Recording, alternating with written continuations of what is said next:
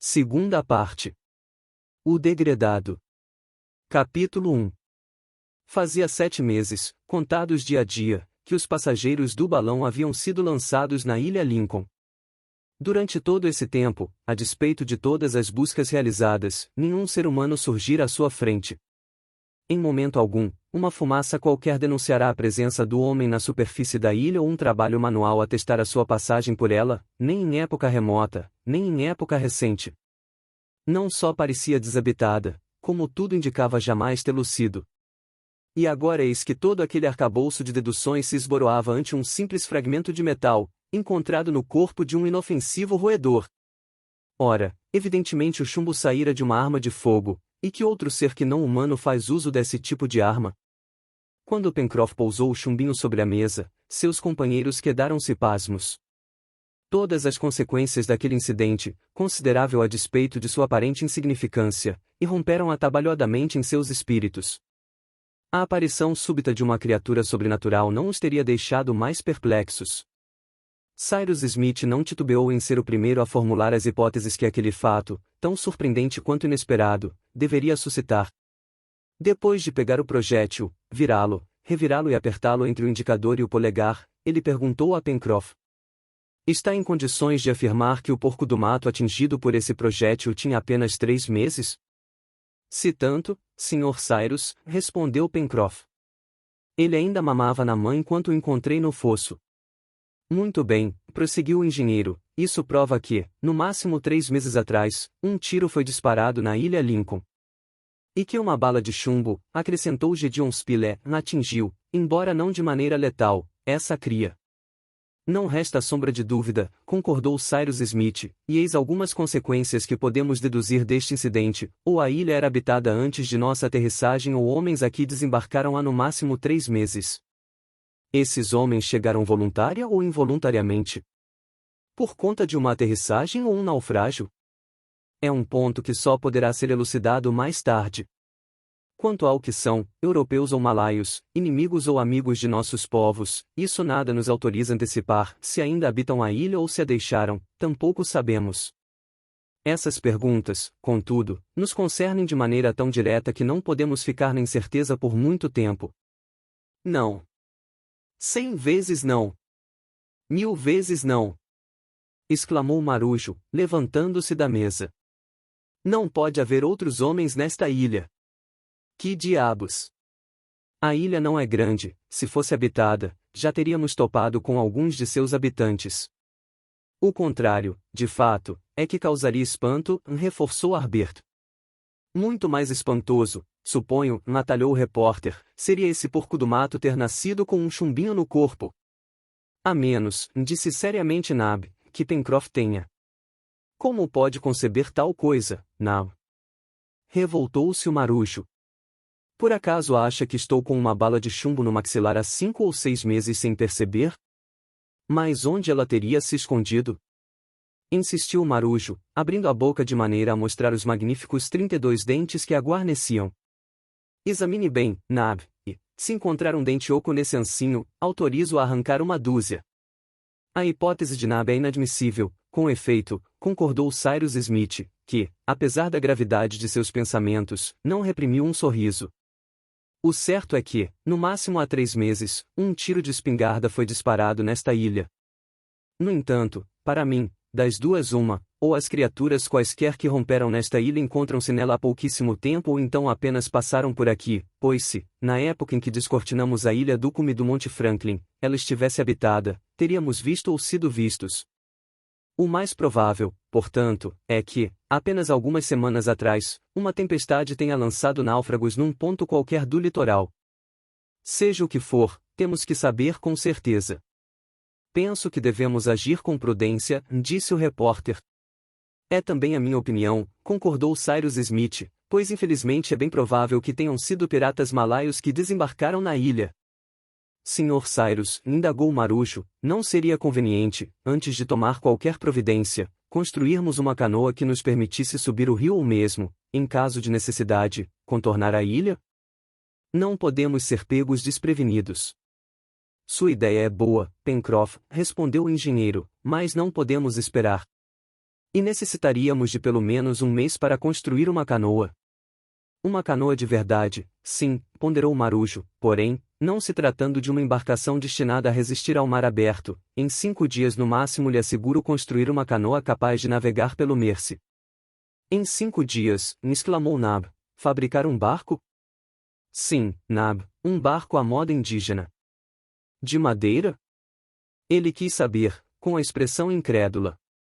Sim, ou melhor, casca de árvore, esclareceu Pencroff. Repito, Sr. Cyrus, em 5 dias o assunto estará liquidado. Se forem mesmo 5 dias, tudo bem. Assentiu o engenheiro. Mas daqui até lá é aconselhável ficarmos de prontidão. Alertou Harbert. Prontidão severa, amigos, respondeu Cyrus Smith, e suplico-lhes que limitem suas expedições de caça às cercanias de Granite House. O jantar terminou menos alegremente do que esperava Pencroff. Resumindo, a ilha era ou havia sido habitada por outros humanos que não os colonos. Desde o incidente da bala de chumbo, este era um fato agora incontestável e tal revelação só podia gerar sérias preocupações entre os colonos. Antes de irem dormir, Cyrus Smith e Gideon Spilett confabularam longamente a respeito daqueles enigmas, ruminando se aquele episódio não teria alguma conexão com as circunstâncias inexplicáveis do resgate do engenheiro e outras particularidades estranhas que já os haviam intrigado em mais de uma ocasião. Cyrus Smith, contudo, pesando os prós e os contras, terminou por dizer: enfim, quer a minha opinião, caro Spilett? Sim, Cyrus. Pois bem, ei-la, por mais minuciosamente que exploremos a ilha, nunca descobriremos nada. Logo no dia seguinte, Pencroff pôs mãos à obra. Não se tratava de fazer uma canoa com cintas e costado, mas simplesmente uma embarcação flutuante, de fundo chato, que se adequasse à navegação do Mersey, sobretudo nas proximidades de suas nascentes, onde a água teria pouca profundidade. Pedaços de cortiça costurados um ao outro constituiriam o corpo da embarcação, dessa forma, nem pesada nem maciça, poderiam transportá-la com facilidade no caso de toparem com obstáculos naturais. Pencroff pretendia suturar as faixas de casca de árvore com pregos rebitados a fim de garantir, com tal aderência, a perfeita impermeabilidade do equipamento. O segredo, portanto, estava em escolher árvores cuja casca, flexível e resistente, se prestasse àquele tratamento. Ora, precisamente, o último furacão abatera certa quantidade de abetos de Douglas, as mais apropriadas para aquele tipo de construção. Alguns desses abetos jaziam no solo, restando apenas extrair-lhes a casca, o que foi o mais difícil, considerando a imperfeição das ferramentas dos colonos. No fim, conseguiram. Enquanto Marujo, auxiliado pelo engenheiro, trabalhava em sua obra, sem desperdiçar um instante, Gideon Spilett e Harbert não permaneciam ociosos, pois haviam se autonomeado provedores da colônia. O repórter não se cansava de admirar o adolescente, que adquirira uma destreza notável no manejo do arco ou do porrete. Além disso, Harbert mostrava-se ousado, parecendo deter aquele sangue frio que, sem medo de errar, poderíamos chamar de o raciocínio da bravura. Os dois companheiros de caça, obedecendo, aliás, às recomendações de Cyrus Smith, não se afastavam além de um raio de 4 quilômetros de Granite House, mas as primeiras encostas da floresta já contribuíam com um tributo suficiente de cutias, capivaras, cangurus, porcos do mato etc. E, embora o produto dos mundéus fosse pouco significativo desde que o frio cessara, a coltada fornecia seu contingente de praxe, capaz de alimentar toda a colônia da ilha Lincoln. Durante aquelas caçadas, Harbert volta e meia discutia com Gideon Spilett a respeito do incidente da bala de chumbo e das consequências deduzidas pelo engenheiro, e um dia, em 26 de outubro, interpelou-o.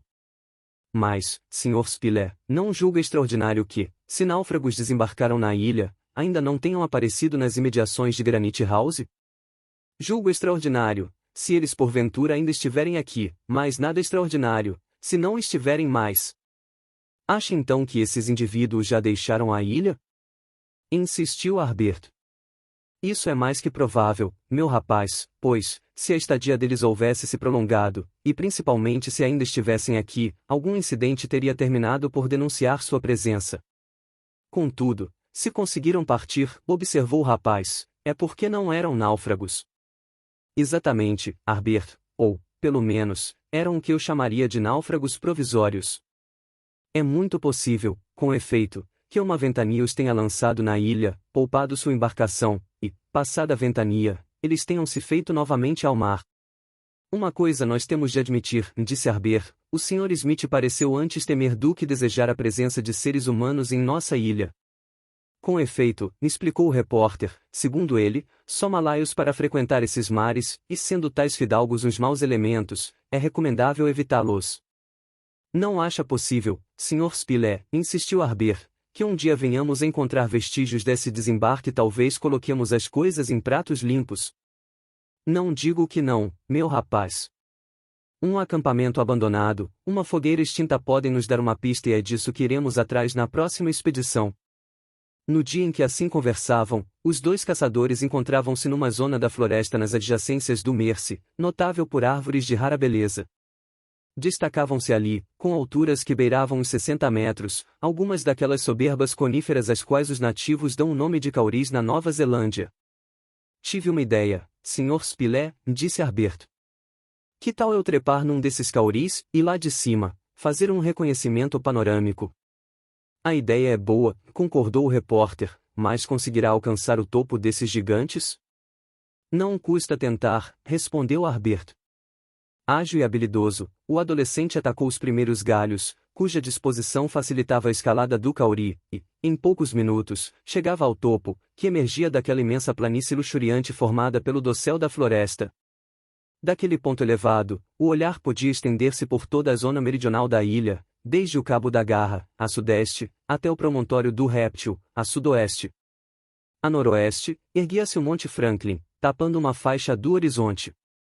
Harbert, contudo, das alturas de seu observatório, podia observar precisamente toda a área ainda não explorada da ilha, que pudera dar ou dava refúgio aos estranhos de cuja presença suspeitavam. O rapaz observou atentamente. No mar, a princípio, nada à vista. Nenhum sinal de vela, nem no horizonte, nem nos bancos de areia da ilha. Todavia, como a cortina de árvores escondia o litoral, era possível que uma embarcação, quem sabe amputada de sua mastreação, houvesse atracado e, por conseguinte, permanecesse invisível para Harbert. Nas matas do faroeste, nada também. A floresta formava um domo impenetrável num raio de vários quilômetros quadrados, sem uma clareira ou descampado. Era inclusive impossível seguir o curso do Mersey e identificar o ponto da montanha onde ele nascia. Talvez outros cursos d'água corressem para o oeste, mas nada dava certeza disso. Contudo, se não avistava nenhum indício de acampamento, será que Harbert não poderia surpreender no ar algum sinal de fumaça que apontasse a presença do homem? Naquela atmosfera translúcida, qualquer vapor teria se destacado contra o fundo do céu. Por um instante Harbert julgou avistar uma tênue fumaça subindo a oeste, mas uma observação mais acurada demonstrou que se enganara. Examinou tudo atentamente, e tinha olhos de lince. Não, decididamente não havia nada.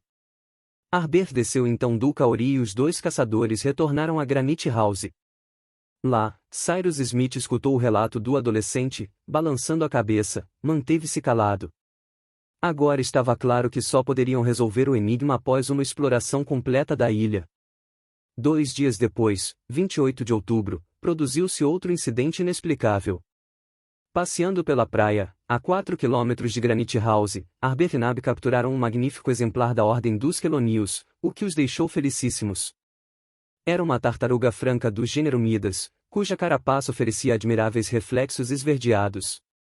Foi Harbert quem avistou a tartaruga, que rastejava por entre as rochas a fim de alcançar o mar.